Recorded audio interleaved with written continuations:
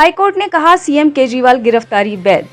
मुख्यमंत्री अरविंद केजरीवाल को मंगलवार 9 अप्रैल को दिल्ली हाईकोर्ट ने राहत देने से इनकार कर दिया। सीएम केजरीवाल ने आबकारी नीति मामले से जुड़े मनी लॉन्ड्रिंग केस में अपनी गिरफ्तारी को चुनौती दी थी। इस याचिका को हाईकोर्ट ने खारिज कर दिया और गिरफ्तारी को वैध माना। कोर्ट ने कहा कि ये जमानत का मामला नहीं है, गिरफ्तारी को चुनौती है। साथ ही हाईकोर्ट ने कहा कि अरविंद केजरीवाल की गिरफ्तारी के बाद ईडी की रिमांड को अवैध नहीं कहा जा सकता है। विनेश फोगाट ने बीजेपी सरकार को घेरा। हरियाणा के पूर्व सीएम मनोहर लाल खट्टर ने गीता बबीता और विनेश फोगाट के पैतृक गांव बलाली में वातानुकूलित कुश्ती हॉल बनवाने की घोषणा की थी। इस ऐलान को किए हुए 7 साल से ज्यादा का समय बीत चुका है और अब इस आधे अधूरे वातानुकूलित कुश्ती हॉल पर विनेश फोगाट ने अपने सोशल मीडिया हैंडल एक्स पर ट्वीट तक कहा कि अंधेर नगरी चौपट राजा, टके शेर भाजी, टके शेर खाजा। ये पंक्तियां चरितार्थ होती हैं मेरे गांव बलाली के अधूरे शिलान्यास वातानुकूलित कुश्ती हॉल के ऊपर, जिसकी हरियाणा सरकार द्वारा 2016 में घोषणा होने के बावजूद 2024 तक भी काम पूरा नहीं हुआ। बीजेपी उम्मीदवार पंकजा मुंडे का बड़ा बयान।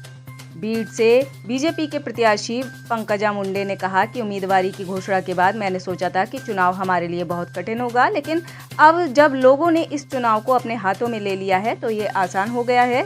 एक प्रचार रैली में पंकजा मुंडे ने कहा, उम्मीदवारी की घोषणा के बाद मुझे कई लोगों के फोन आए, कई लोग मुझसे मिले और मुझसे कहा कि अब आप खुद उम्मीदवार हैं, अब ये कैसे होगा। तो मैंने भी सोचा कि ये चुनाव बहुत कठिन है, लेकिन अब जनता ने इन्हें अपने हाथ में लेकर चुनाव आसान कर दिया है।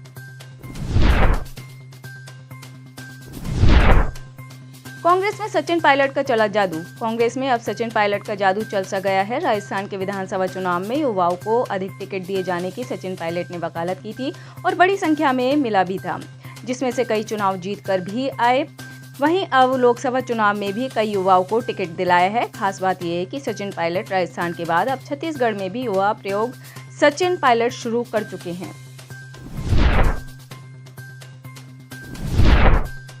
कांग्रेस विधायक अंबा प्रसाद के गाने का वीडियो लॉन्च। झारखंड के बड़का गांव विधानसभा क्षेत्र की कांग्रेस विधायक अंबा प्रसाद और उनके भाई अंकित राज सोमवार को रांची स्थित ईडी ऑफिस पहुंचे। एजेंसी ने इनके ठिकानों पर पिछले महीने छापेमारी के बाद पूछताछ के लिए समन जारी किया था। इसके पहले विधायक योगेंद्र साव से पूछताछ की जा चुकी है। एजेंसी के समक्ष हाजिर होने के करीब 1 घंटा पहले अंबा प्रसाद ने रांची प्रेस क्लब में आयोजित एक कार्यक्रम में खुद का एक वीडियो लॉन्च किया। उन्होंने कहा कि ईडी के समन पर वह पूछताछ में शामिल होने जा रही है। हमने कुछ किया ही नहीं है, इसलिए चेहरे पर शिकन नहीं है। कांग्रेस के बागियों को टिकट। हिमाचल प्रदेश में कांग्रेस के बागियों को टिकट देने से नाराज बीजेपी नेताओं को मनाने की कोशिशें जारी हैं। पूर्व मुख्यमंत्री प्रेम कुमार धूमल ने मंगलवार 9 अप्रैल को कहा कि हिमाचल प्रदेश में बीजेपी नेतृत्व उन पार्टी नेताओं को मनाने का प्रयास कर रहा है जो विधानसभा उपचुनाव के लिए कांग्रेस के 6 बागियों को टिकट देने से नाराज हैं।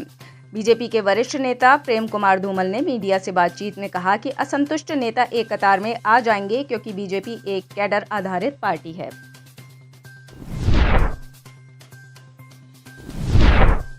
दिल्ली का हेल्थ मॉडल भाई भतीजावाद का शिकार। दिल्ली बीजेपी के पूर्व अध्यक्ष और विधानसभा सदस्य विजेंद्र गुप्ता ने मंगलवार को प्रेस कॉन्फ्रेंस कर सीएम केजरीवाल के हेल्थ मॉडल को लेकर हमला बोला है। उन्होंने केजरीवाल सरकार के हेल्थ मॉडल में भाई भतीजावाद और भ्रष्टाचार का पर्याय है।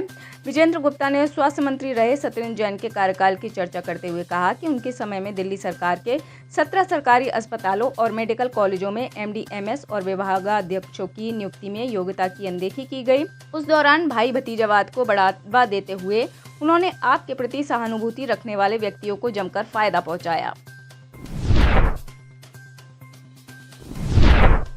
वोट के 75 लाख यूजर्स पर मंडराया खतरा। ऑडियो प्रोडक्ट्स और स्मार्ट वॉच बनाने वाली कंपनी वोट लाइफस्टाइल को लेकर बड़ी जानकारी सामने आई है। खबर यह है कि वोट के 75 लाख कस्टमर्स का डेटा लीक हो गया है, जिसमें यूजर्स का नाम, contact number, email ID, customers ID जैसी पर्सनल जानकारी शामिल है।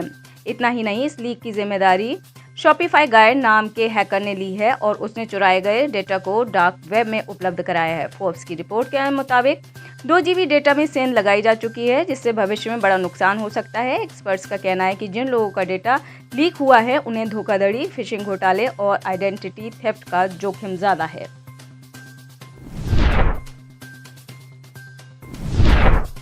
स्विगी ने फिर बदल लिया अपना नाम।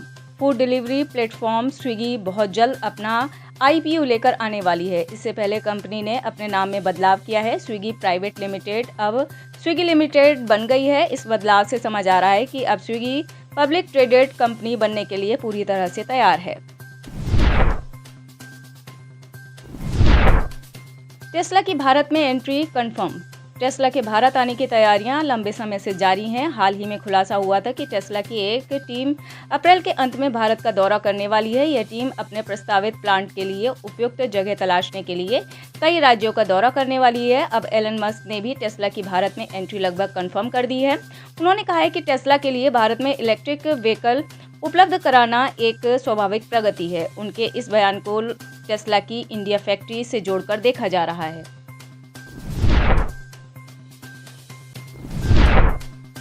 इंडोनेशिया में आया 6.6 तीव्रता का भूकंप। इंडोनेशिया के पूर्वी हिस्से में 6.6 तीव्रता वाले भूकंप के झटके महसूस किए गए हैं। यह जानकारी मंगलवार 9 अप्रैल 2024 को यूनाइटेड स्टेट जियोलॉजिकल सर्वे की ओर से दी गई। इस बीच समाचार एजेंसी IANS की रिपोर्ट में बताया गया कि वहां के पूर्वी प्रांत पश्चिमी पापुआ में 6.0 तीव्रता का भूकंप आया। शिन्हुआ न्यूज एजेंसी की रिपोर्ट के अनुसार इंडोनेशिया की जियोफिजिक्स एजेंसी ने शुरुआत में भूकंप की तीव्रता 6.1 बताई थी, पर बाद में उसे संशोधित किया गया। एजेंसी ने बताया भूकंप जकार्ता के समय के अनुसार मंगलवार सुबह 7:02 पर आया था।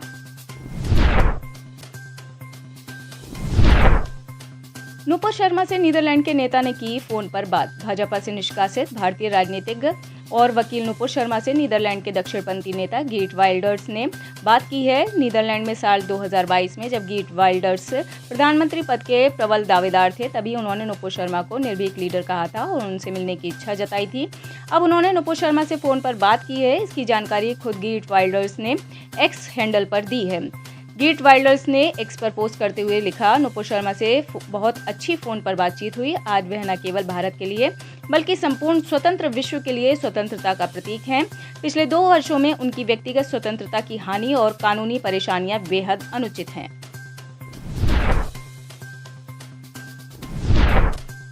UAE का शाही परिवार पहुंचा BAPS हिंदू मंदिर। UAE हिंदू मंदिर में सऊदी के शाही परिवार को निमंत्रण देने पर पाकिस्तान में चर्चा तेज हो गई है। पाकिस्तानी लोग तो UAE में हिंदू मंदिर का आज भी विरोध कर रहे हैं। उनका कहना है कि UAE को हिंदू मंदिर नहीं बनने देना चाहिए। इसके अलावा मंदिर में जाकर इफ्तार करने पर कड़ी आपत्ति जताई है। UAE के BAPS मंदिर प्रशासन ने अंतरधार्मिक कार्यक्रम के तहत ईद से पहले सऊदी के शाही परिवार और सभी अन्य धर्मों के प्रमुख लोगों को निमंत्रित किया था। फ्रांस, मिस्र और जॉर्डन ने नेतन्याहू को धमकाया। फ्रांस, मिस्र और जॉर्डन ने संयुक्त रूप से हमास में इजरायली हमले का विरोध किया है। उन्होंने कहा कि संयुक्त राष्ट्र सुरक्षा परिषद के युद्ध विराम के आह्वान को बिना किसी देरी के पूरी तरह से लागू किया जाए। इस बीच इजरायल ने दक्षिणी गाजा शहर के राफा में हमले करने की धमकी दी थी। इसका तीनों देशों ने मजबूती से विरोध किया है। सोमवार को फ्रांस, मिस्र और जॉर्डन ने इजरायल को युद्ध विराम को लेकर चेतावनी दी है। सऊदी में बदली ईद की तारीख। सऊदी में सोमवार को शव्वाल का चांद नहीं दिखा। ऐसे में अब सऊदी अरब में भी 30 दिन का रोजा रहेगा और ईद 10 अप्रैल को मनाई जाएगी। इस्लामिक कैलेंडर के मुताबिक रमजान साल का 9वां महीना होता है और शव्वाल 10वां महीना होता है। ऐसे में शव्वाल महीने के पहले दिन ईद मनाई जाती है। रमजान महीने के दिन मुसलमान चांद का दीदार करते हैं। आमतौर पर सऊदी अरब में 29 दिन का ही रोजा होता है, क्योंकि समय में बदलाव की वजह से वहाँ एक दिन पहले ही चांद का दीदार हो जाता है। आप इस खबर के बारे में क्या सोचते हैं, हमें कमेंट सेक्शन में बताएं। साथ ही ब्रह्मास्त्र न्यूज को सब्सक्राइब और शेयर भी जरूर करें।